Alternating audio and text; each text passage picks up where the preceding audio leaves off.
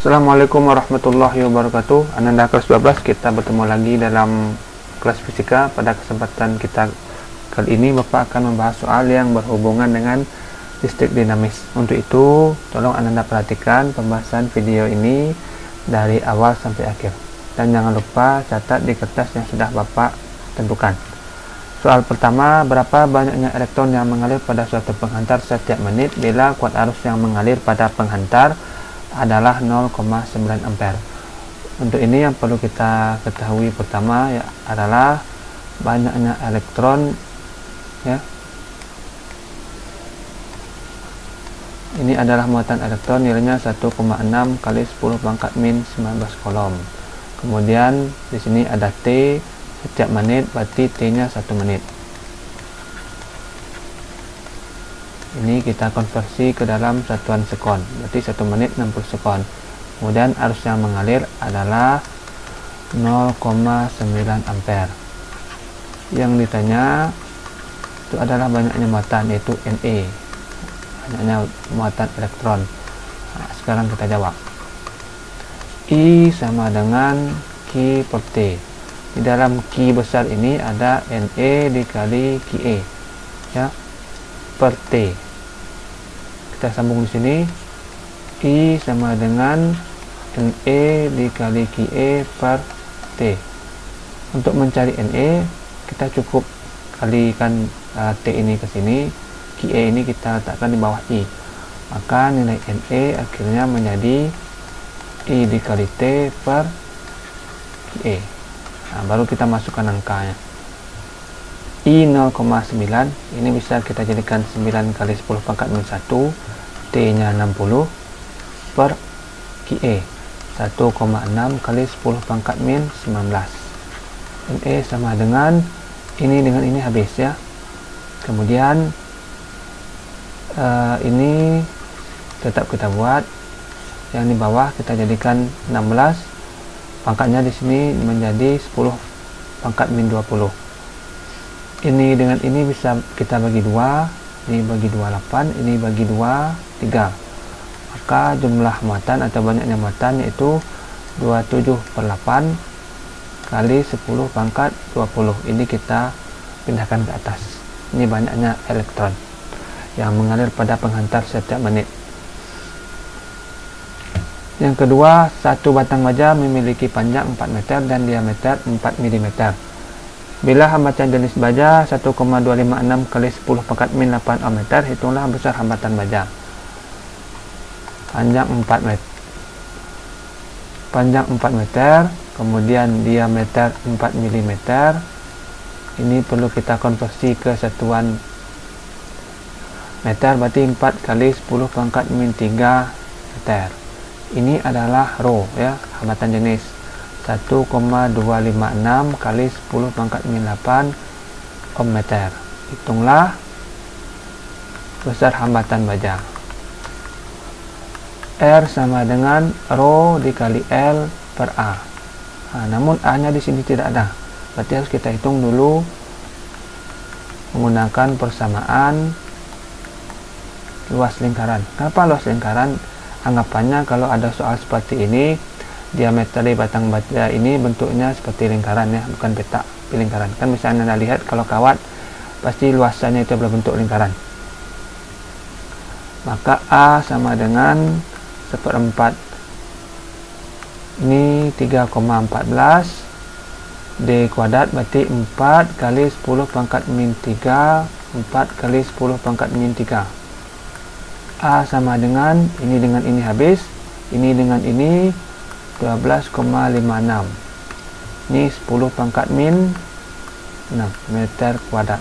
A nya sudah didapat, kita hitung R nya lagi. R sama dengan rho nilainya 1,256 kali 10 pangkat min 8 dikali L per 12,56 kali 10 pangkat min 6. R sama dengan ini kita jadikan 12,56 kali 10 pangkat min 3 kali 10 pangkat min 8 dikali 4. Ini kita pindahkan ke atas jadi 10 pangkat plus 6. Di bawah ini 12,56 ini kita jadikan 1256 kali 10 pangkat min 2 ya. Kan ini 2 angka belakang koma. Ini komanya terletak di 2 angka ya. Berarti bisa kita kali jadi 10 pangkat min 2. Ini habis. R akhirnya berubah menjadi, ini kita pindahkan ke atas ya. 10 pangkat min 3, 10 pangkat min 8, 4, 10 pangkat 6, ini kita pindahkan ke atas jadi 10 pangkat 2. 6 tambah 2 dengan ini habis ya, ini 8, ini min 8, berarti tinggallah R nya 4 kali 10 pangkat min 3 ohm.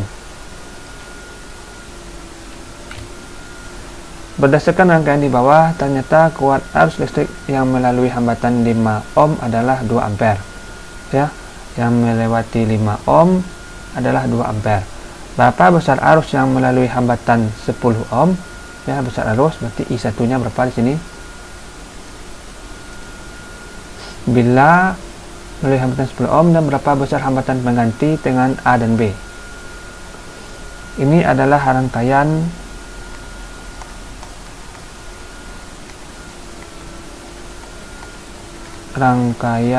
paralel ya. Rangkaian paralel ini dimana di titik R1 dan R2 itu nilai V nya sama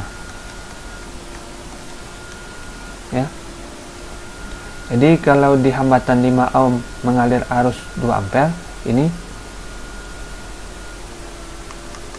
2 ampere. Dari data ini bisa kita dapatkan, nah ini saja ya, V2 sebesar I2 dikali R2 yaitu 2 dikali 5, 10 volt. Karena ini rangkaian paralel, maka nilai V yang mengalir di sini juga 10 volt karena dia rangkaian paralel ya. Maka bisa kita hitung V1 nya 10 volt ya, V1, kemudian R1 nya 10 ohm, I1 nya berapa? Maka nilai I1 adalah V1 per R1. V1 10, R1 10, maka arus yang mengalir di sana adalah 1 ampere. Arusnya yang berbeda ya. Di sini 1 ampere, di sini 2 ampere, tapi tegangannya sama atau nilai V-nya sama kalau dia rangkaian paralel. Lalu berapakah besar hambatan pengganti dan tegangan AB? Ini sudah. Kalau hambatan pengganti kita tinggal menghitung 1 per RP 1 per R1 ditambah 1 per R2. 1 per RP sama dengan 1 per 10 ditambah 1 per 5. 1 per RP sama dengan ini 1 per 10, ini 2 per 10. Maka RP sama dengan ini kan 3 per 10 jadinya ya, 3 per 10. Kalau RP saja berarti kita balikkan 10 per 3 ohm. Nah, ini hambatan pengganti. Wajib. Nah, lalu tegangan A dan B berapa? Karena ini rangkaian paralel, maka kalau dibuat seperti ini,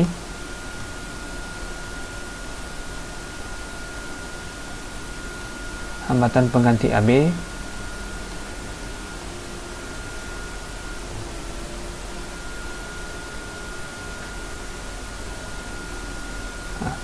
V1 di sini tadi 10 volt, V2 di sini 10 volt, maka V di sini juga 10 volt. Maka tegangan yang mengalir ke sini atau tegangan AB itu adalah 10 volt.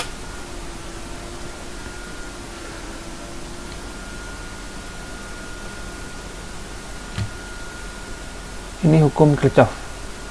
Ya, hitunglah kuat arus yang mengalir dalam rangkaian. Kuat arus yang mengalir. Ini R1 2 ohm, kita buat nilainya di sini. R2 nilainya di sini 2 ohm. Kemudian apa lagi? R3 1,5 ohm.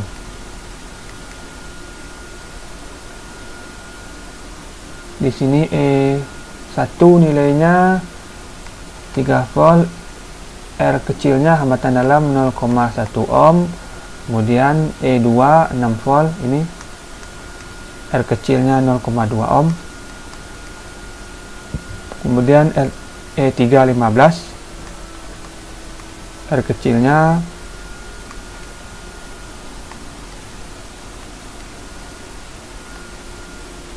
0,2 ohm ya. Untuk menentukan ini kita perlu loop ya. Nah, karena sudah ada di sini, kita ikuti loop ini ya. Loop sigma E ditambah, bukan sigma E ditambah ya, sigma E dikurang sigma IR sama dengan 0. Sigma E dikurang sigma IR sama dengan 0.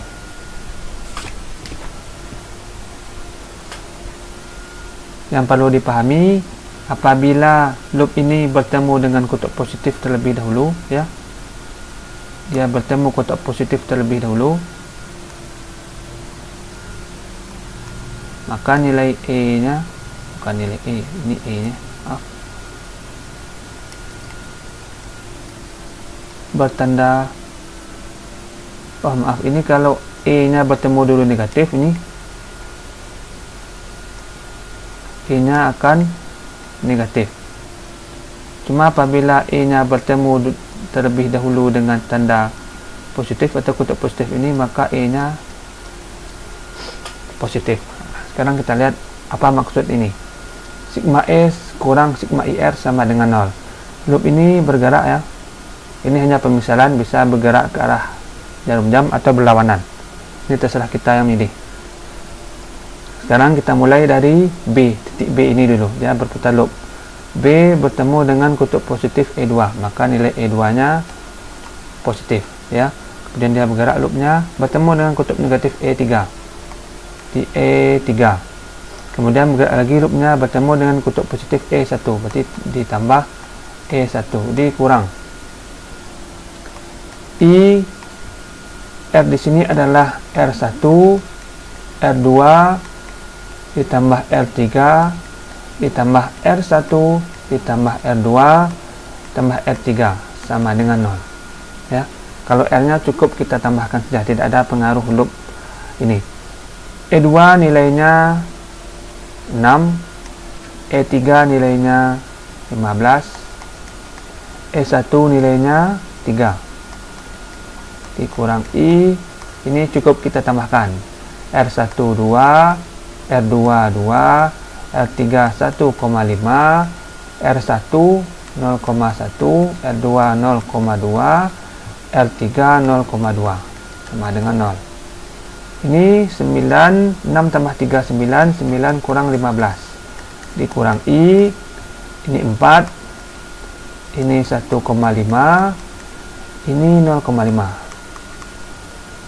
sama dengan 0. Ini min 6 dikurang I sama dengan 4 ditambah ini 2 sama dengan 0. Berarti min 6 dikurang I di sini 6 ya. Kemudian yang ini bisa kita pindahkan ke sini, berarti min 6 sama dengan 6I. Maka I ianya min 6 per 6 ampere atau min 1 ampere. Apa artinya tanda min ini? Berarti arus sebenarnya bukan berputar mengikuti loop ini, tapi berlawanan dari arah loop ini ya. Jadi arah arus bergerak dari B ke A, bukan dari A ke B. Itu tandanya.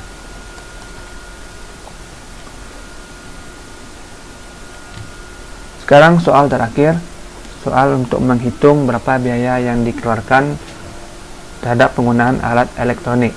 Pesawat TV dinyalakan rata-rata 10 jam sehari ya. Pesawat TV dihubungkan dengan tegangan 220 volt dan memerlukan arus 2,5 ampere. Harga energi listrik tiap kWh yaitu Rp500. Berapa biaya yang diperlukan pesawat TV tiap bulan? Maka kita perlu P dikali T. Ini energi yang dihabiskan. W ini energi ya. Dimana dalam P ini ada nilai V, ada nilai I. V dan I. dikali T, ya. W sama dengan V nya 220, I nya 2,5, T nya 10 jam sehari, ya, 10 jam sehari. Tapi ini dalam 30 hari, berarti kita kalikan di sini 30 hari, ya. Nah, agar lebih mudah. Kalau 10 jam sehari berarti nanti dalam 1 bulan bisa 300 jam, ya. Agar lebih mudah kita langsung masukkan yang 1 bulan ini ke sini. Maka nilai W sama dengan ini habis, ya. Kenapa yang ini Bapak buatkan satuannya agar nanti tidak bingung. Harusnya T ini adalah jam saja. Cuma karena di sini diminta perhitungannya 1 bulan, maka ini Bapak masukkan. Maka ini bisa kita coret, ini 110 dikali 5 dikali 10 dikali 30. Maka nilai energi yang dihabiskan oleh pesawat TV ini atau yang dikeluarkan oleh pesawat TV ini selama 1 bulan sebesar, ini kalau kita hitung 110 dikali 5 dikali 10 dikali 30, 165.000 watt jam atau 165.000 WH watt jam. Ini hour, ya. Lalu untuk menghitung tiap kWh, berarti ini kita konversikan ke kWh. Caranya bagaimana? Kita bagi 1000, berarti ini 165 kWh. Nah, ini kita bagi 1000. Maka untuk menghitung biaya, berarti kita kalikan 165 kWh dikali biayanya 500 per kWh. Ini habis, maka biaya yang dihabiskan adalah 165 dikali 500, 82.500 rupiah, ya.